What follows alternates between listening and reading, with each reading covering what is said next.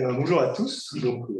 Je vais commencer par remercier le jury d'avoir bien voulu évaluer ce travail, intitulé Interaction entre le traitement des visages et le traitement du langage de rétrécissement perceptif, travail que j'ai effectué sous la direction d'élèves et de Lily. Alors, du coup, pourquoi ce sujet? Alors, on voit que le sujet il englobe deux systèmes de traitement, le traitement des visages et le traitement du langage. Ces deux systèmes cognitifs vont être importants pour le développement social du son, et ils ont été quand même pas mal étudiés. Il y a une bonne littérature sur les systèmes. Et un point qui ressort de cette littérature, c'est qu'on a un développement qui part de quelque chose d'assez généraliste à quelque chose d'assez spécialiste, via un phénomène qu'on appelle le rétrécissement perceptif. Et ce rétrécissement perceptif, il touche les deux systèmes avec une temporalité qui est à peu près similaire. On a une nouvelle interrogation qui peut se poser, c'est si ces deux systèmes suivent un développement similaire, avec une temporalité similaire, et partagent un but un petit peu commun qui est d'aider le nourrisson pour ses futures interactions sociales, on peut se demander si ces deux systèmes ne sont pas en étroite interaction durant le développement, et si par exemple les conséquences qu'on observe pour le traitement des visages a des impacts sur le traitement des visages. Donc là, on entre dans le champ de domaine des études de ma thèse, un petit peu moins étudié que les deux. Alors, je vous ai dit que le traitement du langage et le traitement des visages suivent un développement qui est un peu similaire. Qu'en est-il exactement? Ça a beaucoup à voir avec l'exposition que les nourrissons ont vis-à-vis des langues et des visages. Un bébé peut entendre sa langue maternelle ou des langues étrangères, et il peut voir des visages de son type ou des visages d'un autre type. Par type de visage, j'entends par exemple visage de type européen, visage de type asiatique, visage de type africain, sans que, évidemment, il existe un continuum entre ces visages. Et bien, dans les deux cas, les nourrissons sont généralement plus exposés aux stimuli natifs qu'aux stimuli non natifs. Donc, on entend plus notre langue maternelle que des langues étrangères, et on voit plus des visages de notre type que des visages d'un autre type. Et ça, c'est vrai pour nous, mais c'est encore plus vrai pour le nourrisson, qui a un cercle social très restreint, qui est principalement sa famille. Alors évidemment, cette exposition asymétrique, qui survient dès la naissance, elle va dépendre de plusieurs choses. De où le bébé va naître, dans quelle ville, dans quelle ville, et surtout de si ses parents parlent la langue majoritaire dans l'environnement et ont le type de visage le plus présent dans l'environnement. Dans les études de ma thèse, on sera dans cette situation-là, où on a des nourrissons qui grandissent dans un environnement monolingue français et qui ont des parents du type le plus répandu sur le type européen. Alors, cette exposition asymétrique, elle va avoir des conséquences sur le développement du traitement du langage et du traitement du visage, notamment via ce qu'on appelle donc ce rétrécissement perceptif. Brièvement, pour le langage, on a l'étude de Werker et Thies, c'est classique, où les chercheurs ici se sont intéressés à la capacité de nourrissons grandissant dans des environnements monolingues anglophones à distinguer des contrastes qui ne sont pas utilisés dans leur langue, notamment un contraste dit et SH. Alors, ce que les chercheurs trouvent, c'est qu'à 6-8 mois, ces nourrissons monolingues anglophones ont un score de discrimination proche de 100%, donc il est très bien à distinguer ces phonèmes, mais cette capacité, elle dégringole au fil de la première année. En comparaison, si on regarde les capacités d'enfants monolingues hindi ou salish à 12 mois, on voit que leur capacité elle est à 100%, donc elle a été maintenue, voire même améliorée. C'est ce qu'on appelle le rétrécissement perceptif, c'est-à-dire qu'on perd la capacité à traiter des stimuli non natifs durant la première année. Alors, des fois, ce terme est un peu abusif parce que ce n'est pas seulement une perte, c'est aussi un maintien, voire une amélioration des capacités pour traiter les stimuli natifs. Ce qu'on observe pour le visage, ça a été aussi observé pour ce qu'on observe pour le langage, a été aussi observé pour les visages. Si par exemple on prend un bébé type européen, pour l'instant ça n'a pas d'importance, mais ça va par la suite, et bien Pascal et ses collaborateurs nous montrent qu'à 6 mois, les bébés peuvent distinguer des visages humains, c'est-à-dire les individualiser les uns des autres. Alors, rien de très surprenant jusque-là, donc aussi on a bien. Ce qui est plus intéressant, c'est qu'ils arrivent aussi à individualiser des visages de macaques. Donc nous, en tant qu'adultes, on a beaucoup de mal à faire ça. Après 6 mois, en revanche, les bébés deviennent comme nous, au moins à ce point-là. Ils peuvent toujours individualiser des visages humains, mais ils n'arrivent plus à individualiser des visages de macaques qui ne sont pas présents dans leur environnement. Et bien, on a le même phénomène qui arrive au niveau du type de visage. Avant 6 mois, un bébé peut individualiser des visages humains indépendamment de leur type. Donc, un bébé type européen peut le faire pour des visages de type européen, de type africain, de type asiatique.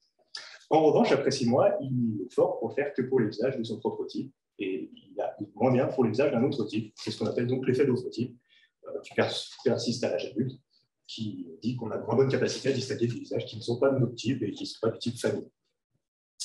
Alors, ce rétrécissement perceptif, justement, il n'a pas que des conséquences perceptives. Deux exemples. qui nous montrent que les nourrissons, après, ils vont avoir des attentes et ils vont interagir différemment avec les individus en fonction du visage qu'ils ont et en fonction de la langue qu'ils parlent.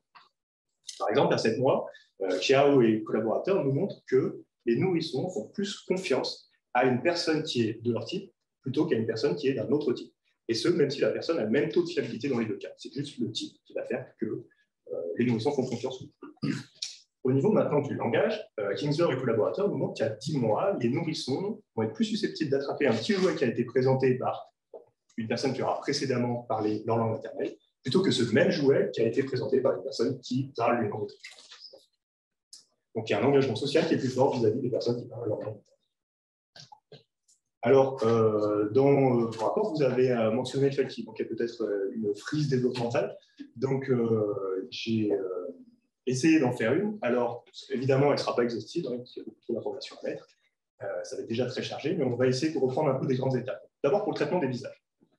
In utero, on a cette étude de Red et collaborateurs qui nous montre que les fœtus s'orientent et ont une réaction plus forte vis-à-vis de patterns lumineux collés au ventre de la mère, qui reprennent l'organisation schématique des visages, c'est-à-dire la symétrie au bas, le pattern de gauche. Donc, qui sont dans le ventre de la mère, qui n'ont pas eu encore d'expérience avec les visages, ils ont déjà une préférence apparemment pour ces patterns qui reprennent cette orientation.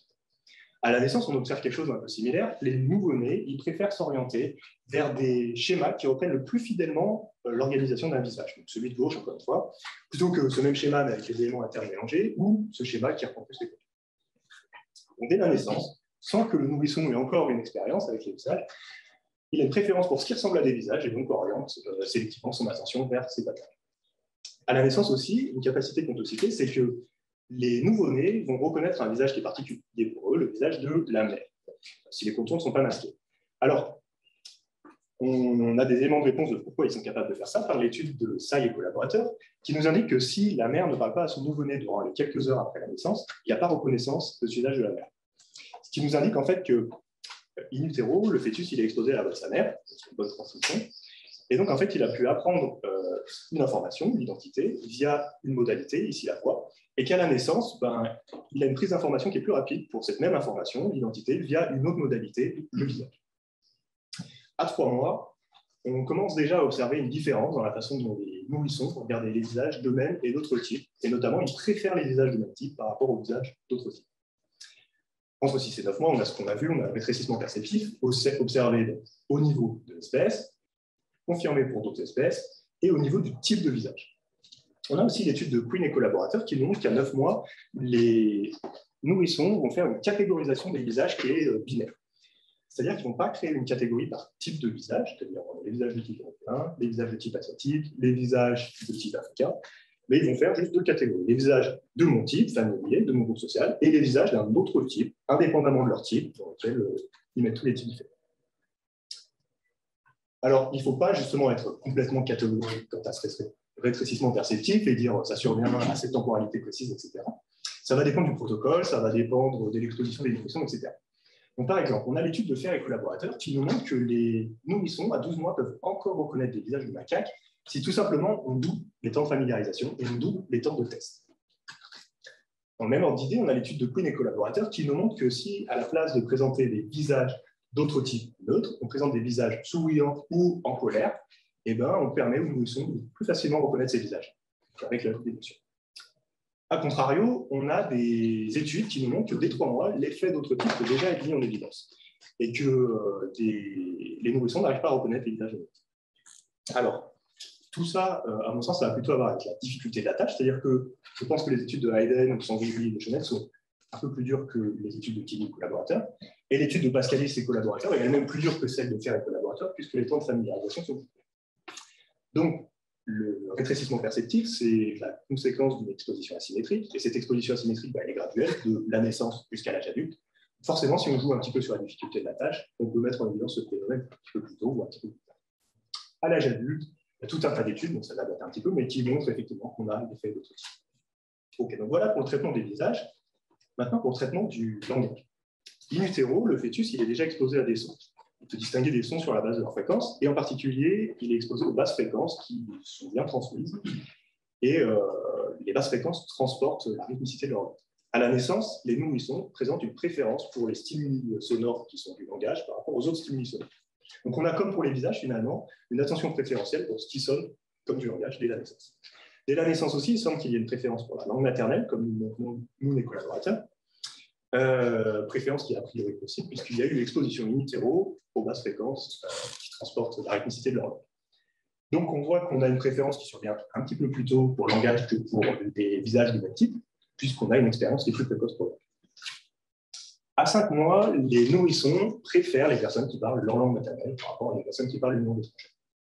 Entre 6 et 9 mois, plus ou moins, on a ce phénomène de rétrécissement perceptif, donc pour le langage, avec évidemment des variations en fonction de la langue des nourrissons et des phonèmes étudiés. Cette perte, d'un point de vue comportemental, est confirmée par la docteur en électrophysiologie, qui nous montre qu'il y a bien une diminution de la sensibilité aux phonèmes non natifs, mais aussi une hausse de la sensibilité aux phonèmes natifs. Ce n'est pas juste une perte, c'est une harmonisation. À l'âge adulte, on a plus de mal à distinguer des sons de langue qui ne sont pas présents dans notre langue que les sons de notre langue. Okay, donc on voit ce qui se passe pour les visages, on voit ce qui se passe pour la langue. Maintenant, qu'est-ce qu'il y a entre les deux? Il y a les visages qui parlent. À la naissance et un peu après, on est déjà sensible à la synchronie intermodale. Pour vous donner un exemple, les nourrissons, enfin les nouveau-nés, préfèrent regarder une bouche représentée par des patterns lumineux qui bougent en synchronie avec de la parole, plutôt que cette même bouche, mais qui bouge en dysynchronie avec de la parole. À 3 mois, je ne vais pas m'attarder trop là-dessus, on va voir ça par la suite, mais les nourrissons font correspondre un mouvement articulatoire et sa conséquence aux autres. Là, et on va revenir là-dessus. À 6 mois, les nourrissons semblent plus facilement associer les visages de leur type avec leur langue maternelle et les visages d'un autre type avec une langue étrangère. Entre 9 mois et l'âge adulte, quelques études nous indiquent que la multisensorialité pourrait moduler la reconnaissance des individus. Par exemple, l'étude de Mina Alefkovitz montre que si on prend des visages de type et qu'on leur fait, qu'ils produisent des vocalisations, alors pas du langage, mais par exemple des voyelles, et bien ces visages-là sont plus facilement reconnus que lorsqu'ils en causent. On reviendra sur les autres études par la suite aussi. Alors, très bien. Donc, pour récapituler un petit peu, on voit que durant la première année, on passe d'un système perceptif, qu'on qualifie parfois d'un peu universel, à quelque chose de spécialisé dans l'environnement, à la fois pour les visages et pour le langage. Donc, le but de ma thèse, c'était d'étudier, mieux comprendre les interactions entre traitement des visages et traitement du langage durant justement cette transition du rétrécissement perceptif. Donc, on va commencer avec l'étude 1. Je vous présente donc 3 études sur les 4 qui sont dans le manuscrit, parfois d'autant. Et donc, cette étude 1, elle porte sur la correspondance audiovisuelle de voyelles sur des visages de même type et d'un autre type à 3 et à 9 mois. Alors, exploiter la multimodalité du langage, c'est probablement une étape importante dans le développement du langage. Donc, on a voulu s'intéresser à cette tâche.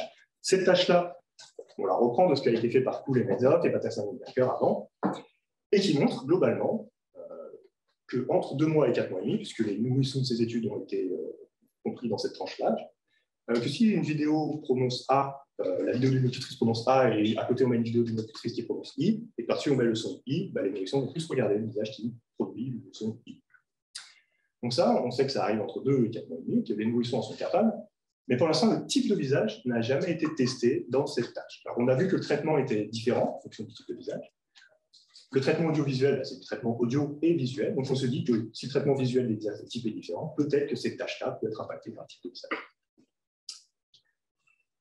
Je vous montre très rapidement nos stimuli. Bon, alors là, il n'y a pas de son, mais il faut imaginer qu'il y ait I ou OU qui est joué.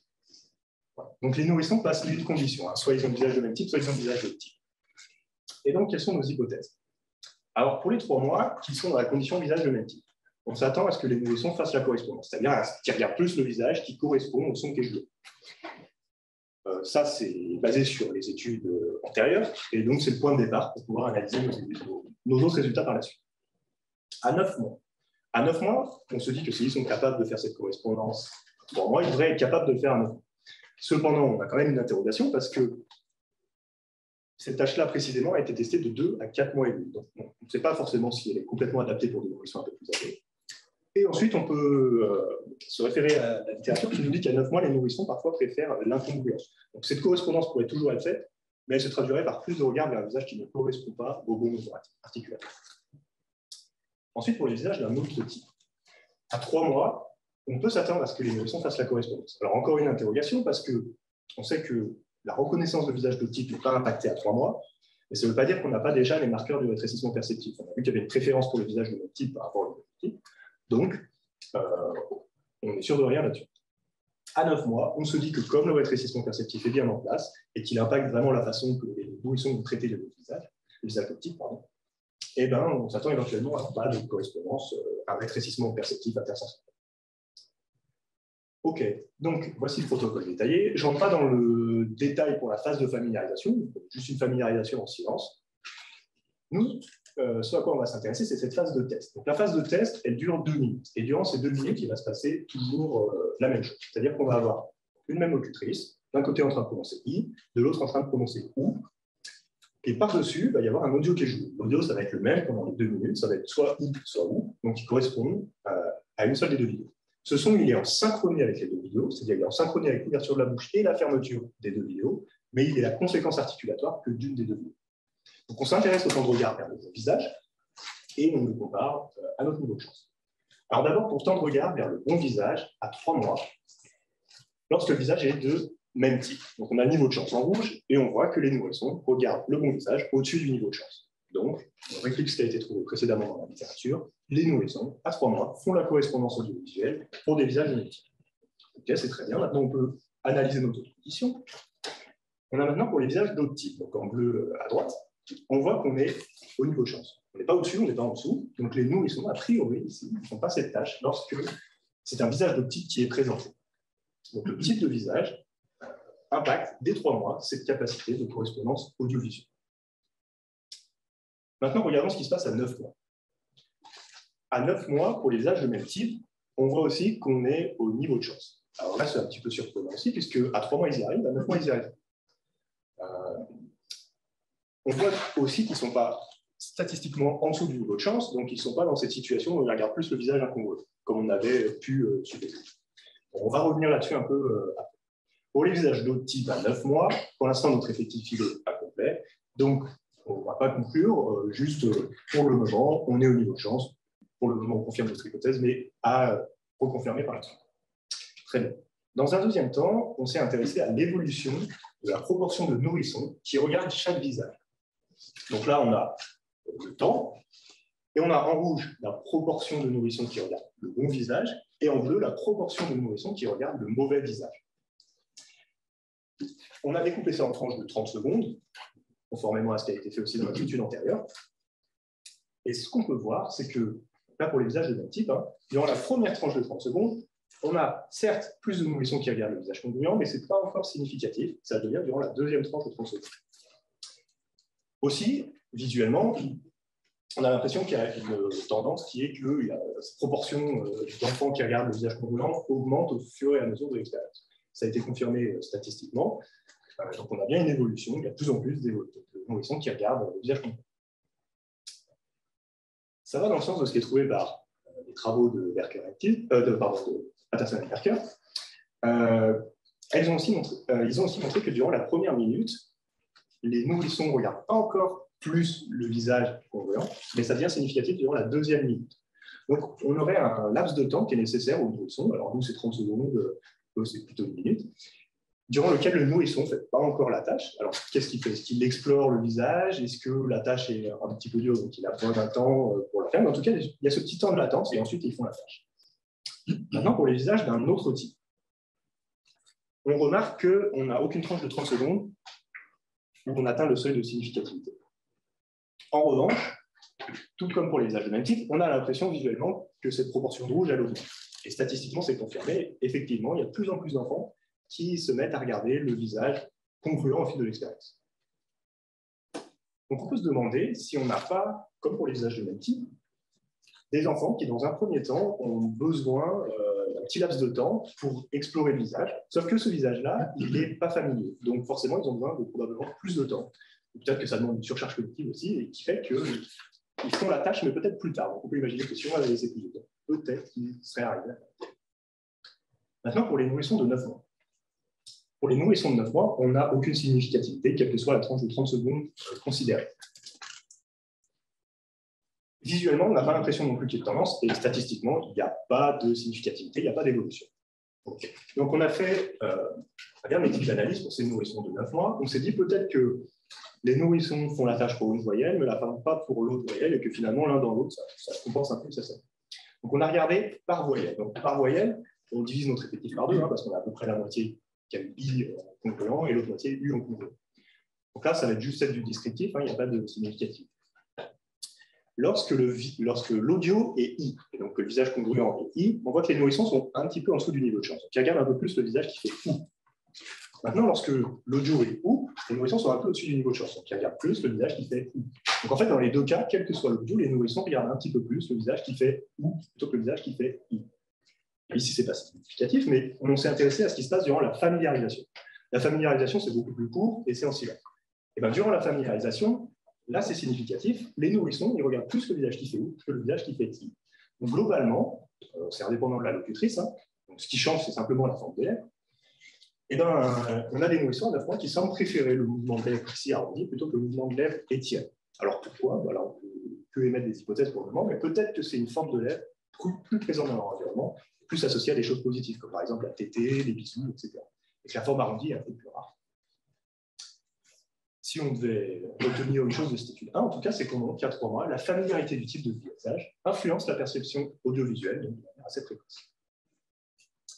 Pour l'étude 2, on s'est aussi intéressé à une compétence audiovisuelle, on s'est intéressé à l'effet McGurk, donc un effet un peu plus complexe, et notamment si la perception de cet effet dépend du type de visage qui le produit.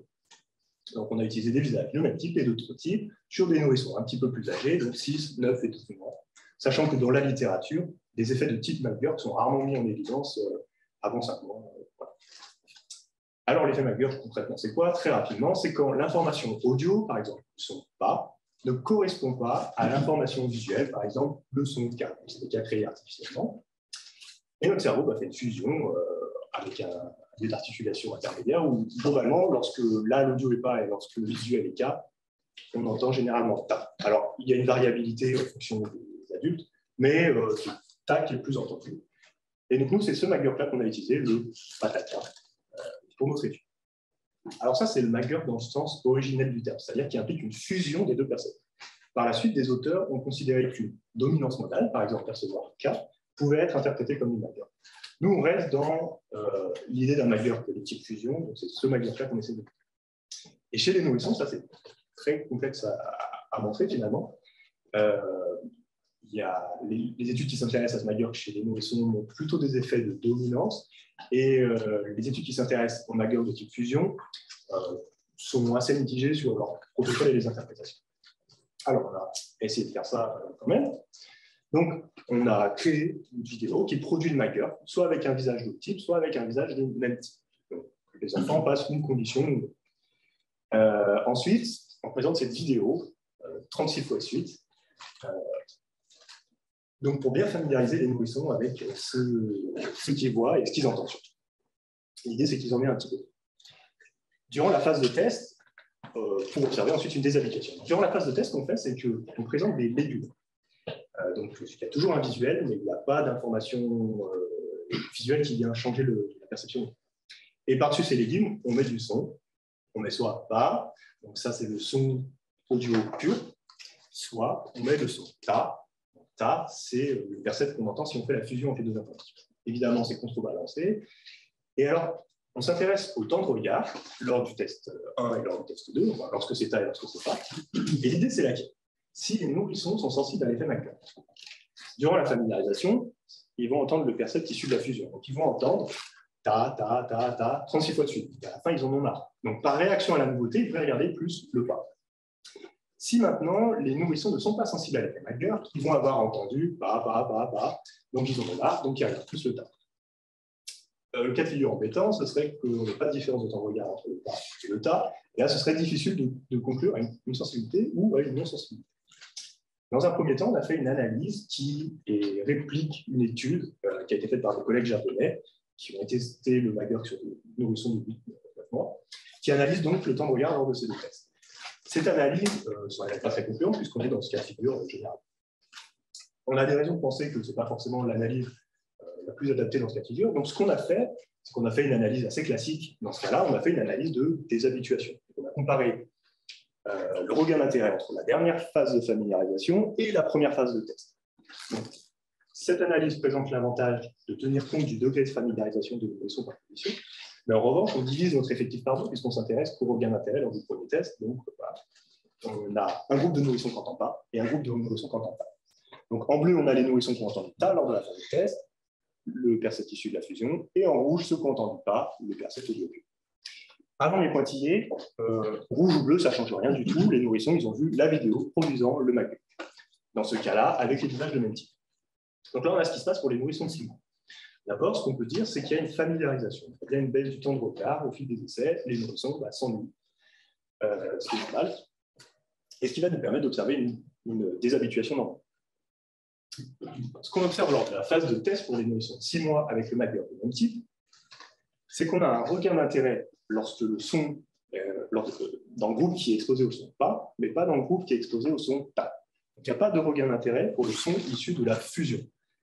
Ce qui veut dire qu'a priori, ils ont entendu le son issu de la fusion et qui seraient peut-être déjà sensibles à l'effet MAGUR il y a 6 mois pour les âges de multi. Maintenant, à 9 et 12 mois, on observe un pattern un peu similaire. On observe une bonne familiarisation et on observe ensuite un regain d'intérêt, quel que soit l'audio. Alors, à 9 mois, il semble être un peu plus grand pour pas que pour ça, mais globalement, on a un gros regain d'intérêt dans les deux cas. On pense que ce regain d'intérêt, il est probablement dû au changement visuel. C'est-à-dire que la dernière phase de familiarisation, en fait, une vidéo qui est vue pour la 36e fois, hein, et tout d'un coup, à la phase de test, on passe à des images de légumes qui sont vues pour la première fois. Donc, même si on fait abstraction de l'audio, forcément, il y a un regain d'intérêt qui est dû au visuel. Peut-être qu'on a un regain d'intérêt qui est dû au changement audio, mais que ce regain, il est plus petit que le changement qui est dû au visuel, et donc masqué par ce changement visuel. Donc, il se peut qu'il soit toujours sensible au MAGUR, si le son à 6 mois, mais c'est masqué par ce regain.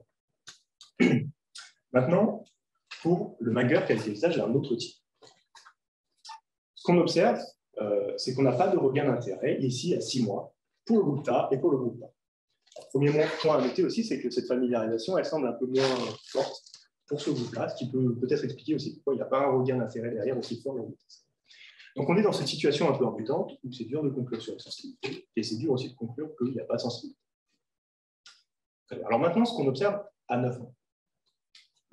À 9 mois, on voit qu'il y a un regain d'intérêt lorsque le son est pas, et pas de regain d'intérêt lorsque le son est ta.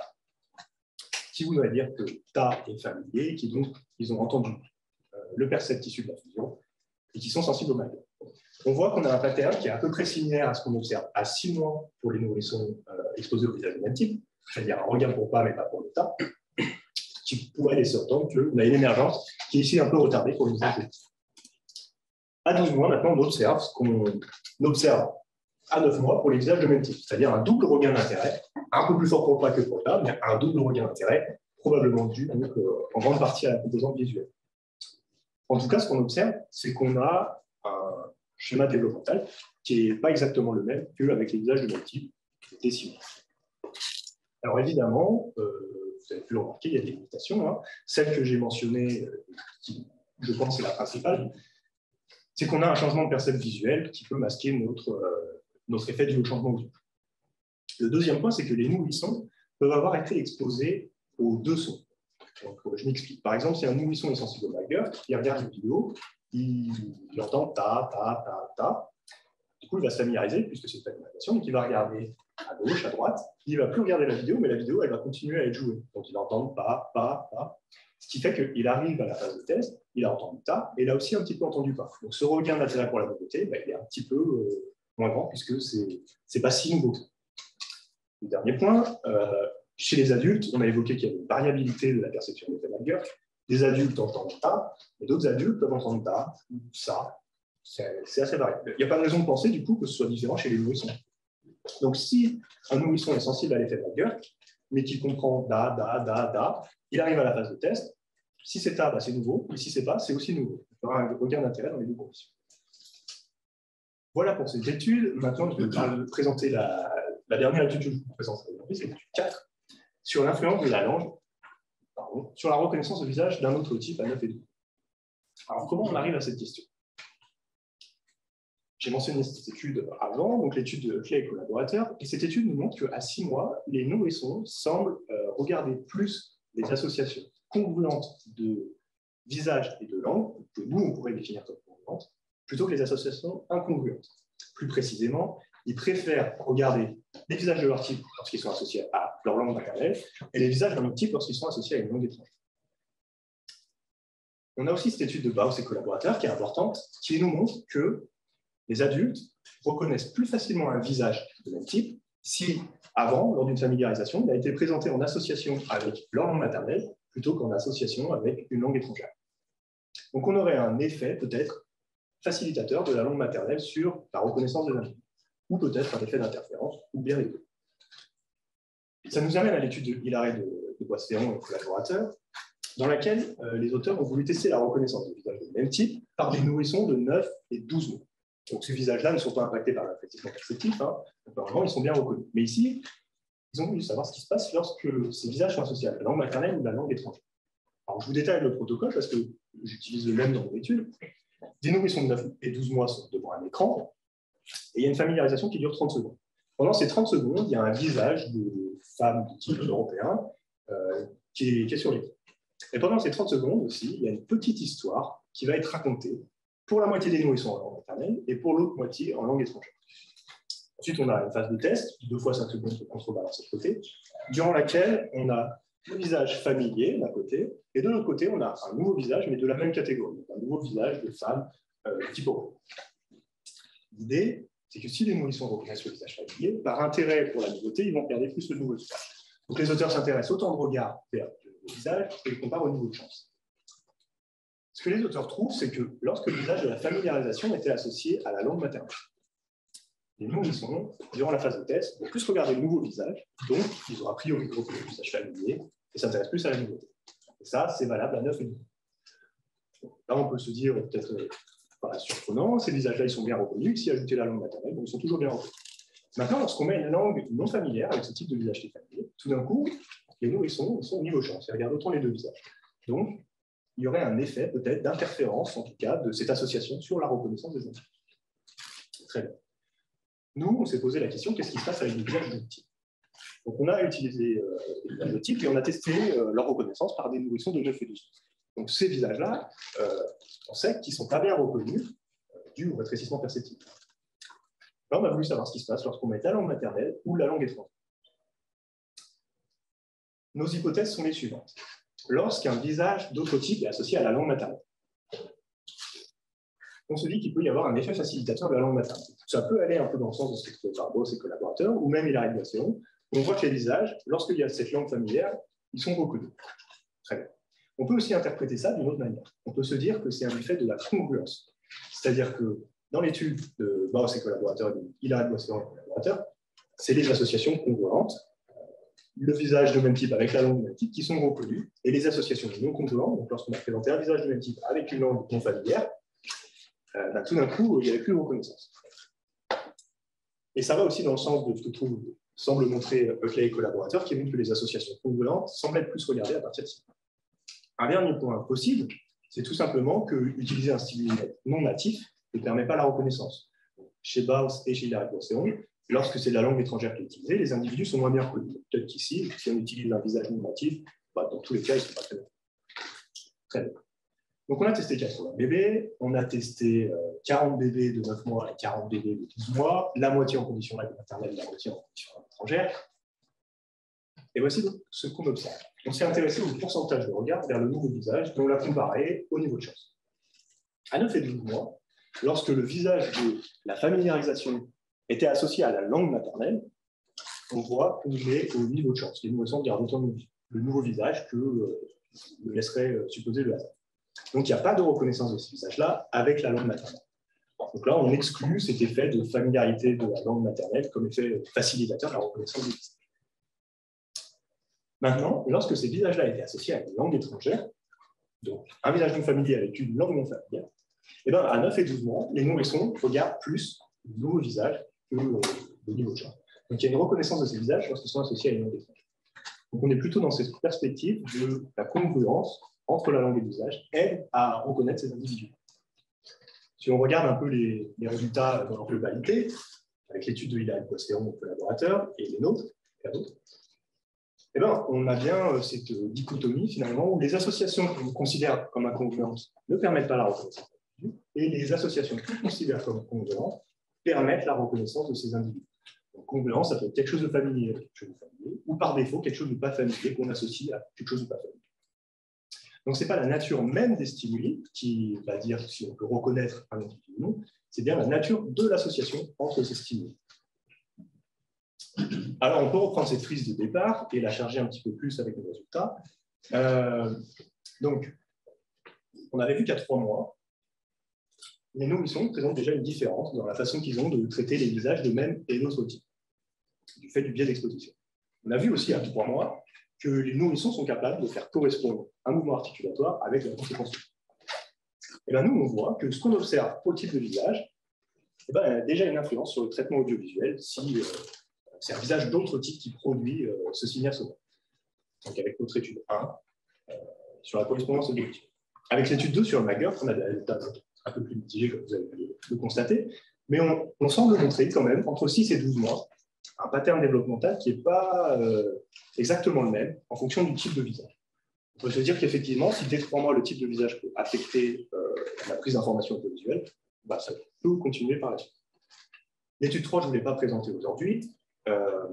Les résultats sont plus francs à 3 mois, et à 3 mois, ce qu'on remarque, c'est que les nourrissons regardent plus les associations visage-langue congruentes plutôt que les associations incongruentes.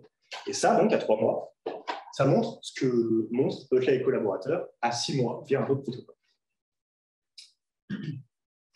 On a parlé de ce qui se passe pour le rétrécissement perceptif entre 6 et 9 mois, et on a montré aussi qu'il était éventuellement possible de moduler ce rétrécissement possible via différents protocoles. Nous, on vient confirmer encore ça en montrant que ce rétrécissement perceptif peut être modulé par la multisensorialité. Ça va un peu dans le sens de ce qui avait été montré par Nina, le Covid, etc. Mais on vient rajouter cette idée que la reconnaissance dépend de la congruence de l'association entre l'audio et le visuel. Et ce qui est assez intéressant, c'est que les associations qui sont reconnues dans notre étude et dans l'étude de Villard-Mosferon, c'est les associations qui sont plus regardées à 3 mois dans notre étude 3, et c'est les associations qui sont plus regardées à 6 mois dans l'étude de Oettler et collaborateurs. Donc même si on ne trouve pas ce pattern à 9 et 12 mois, on voit qu'il a encore des conséquences à 9 et 12 mois sur la reconnaissance des associations. Alors, pour conclure, donc le but, c'était étudier les liens entre traitement du visage et traitement du langage durant la première année de vie. Pour ce faire, on n'a pas cherché à évaluer un point précis du développement, une interaction précise. On a plutôt cherché à avoir une vue d'ensemble, donc en utilisant différents protocoles pour cibler différentes capacités. Et je pense qu'on a pu montrer, d'une certaine manière, qu'il y a bien des interactions assez fortes entre traitement des visages et traitement du langage durant ce développement. Alors évidemment, il y a des perspectives d'amélioration, notamment pour l'étude 1. Pour l'étude 1, on voit qu'à 9 mois, ça ne semble pas très bien marcher et que du coup, on va penser à adapter un protocole un peu similaire pour des nourrissons plus âgés, pour rendre cette étude peut-être plus intéressante pour des nourrissons de 9 mois. Pour l'étude 1, toujours, on voit à 3 mois que les nourrissons ne font pas la correspondance audiovisuelle pour les visages de type, mais la font pour les visages de même type. En revanche, on n'explique pas vraiment pourquoi ils ne font pas cette différence. Donc, ça appelle pour des études complémentaires pour savoir qu'est-ce qui se passe exactement.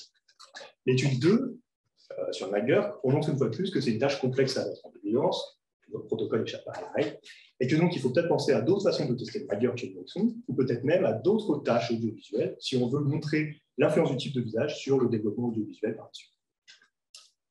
Dans l'étude 3, on voit que les résultats à 3 mois sont plus francs que les résultats à 6, 9 et 12 mois, et qui vont dans la direction de ce que trouvent Oettler et collaborateurs à 6 mois, via un autre protocole. Donc on voit que, selon l'âge, différents protocoles mettent en évidence le même phénomène, et que l'absence de résultats, donc on a à 6 mois, 9 ou 12 mois, ne signifie pas forcément l'absence de différence, mais juste que peut-être que chaque âge nécessite un protocole un petit peu différent pour faire ressortir ce phénomène.